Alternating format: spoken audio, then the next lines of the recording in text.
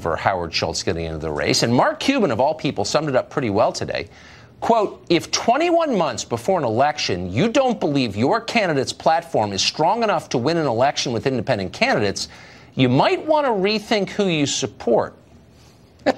Yeah, you might want to do that. Maybe get some ideas that appeal to actual voters, something like that. The irony is that the very people who are the most upset about Howard Schultz entering the presidential race are the very same ones who've been yelling at you about how vital democracy is and how they're the defenders of democracy. And yet somehow 3 candidates on a single ballot is just way too many for them. You get the strong feeling they prefer to see just one candidate on the ballot. That way they'd win every time. Voters couldn't screw it up with their dumb opinions. We've seen all of this before many times. Ralph Nader went through it when he dared to run third party in 2000. Jill Stein experienced it when she ran in 2016 on the Green Party ticket. Remember that? They called her an agent of Russia for daring to do that. They never charged her for that crime, though, so she's free to join us tonight. And she is, Dr. Jill Stein, with us now. Dr. Stein, thanks very much for coming on. You'd think that the party of diversity would be for more diverse views, but they're not. Why is that? Well, I'm not sure it's actually the party of diversity. We got 2 parties, and they're both working for corporate masters and the fossil fuel giants and the big banks and Wall Street and the war machine and so on. So, that's not my opinion that, that the Democrats are the party of diversity. But let me say, voters deserve more choices. And, in the last election, we saw over 100 million voters. The largest block of voters is not voting because they're not being represented by the system. So we really do need more choices. We need non-corporate choices and people-powered choices. And we can have those choices without fear of splitting the vote. There is a win-win solution here. It's called ranked choice voting.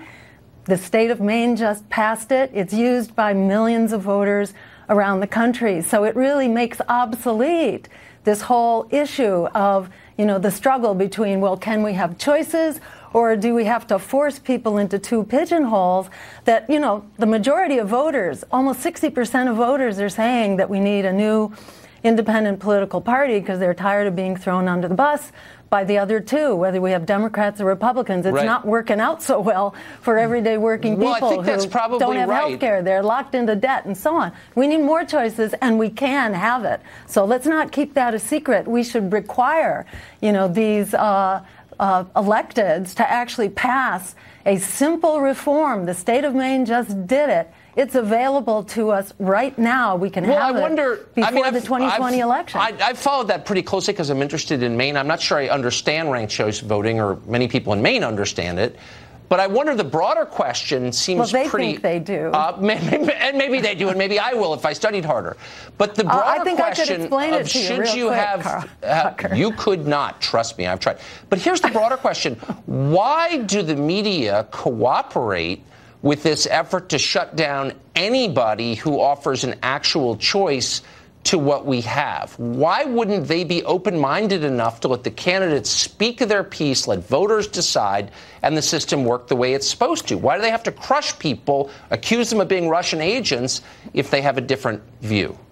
Well, if they were doing their job, their job is to educate voters, not to tell voters or to pigeonhole voters or to vilify voters for expressing their discontent with 2 parties that have thrown them under the bus. In the last election, we had 2 candidates who were the most disliked and untrusted in modern history. And 75% of voters were screaming for open debates. They wanted to hear from the Libertarian and the Green. They wanted to hear a debate about, for example, our war machine, which is going full speed ahead right now. The last tax day, the average taxpayer gave over $3,500 practically to the war machine and $40 to the EPA to give us clean air and water. How's that working out for us? So are you going to run it? This needs to be debated. Well, I think everything needs to be debated. And that's a place where we agree vehemently. Are you going to run again in 2020, do you think? I do not have any plans to run at this point. There's plenty else to do, and I feel like I've done my duty this time around. Yeah. And it's time for someone else to carry that banner. But I'm certainly fighting for the cause of more voices and more choices in our political system. I agree with that 100%. And you're not a Russian agent if you think that. Dr. Jill Stein, thank you very much. Thank you, Tucker. Bernard Whitman is a Democratic pollster. You work with Bill Clinton and the founder of Whitman Insight Strategies. Bernard, thanks very much for coming on. Thanks for having me. So I don't understand, or maybe I do understand, and that's why I'm offended, the reaction against Howard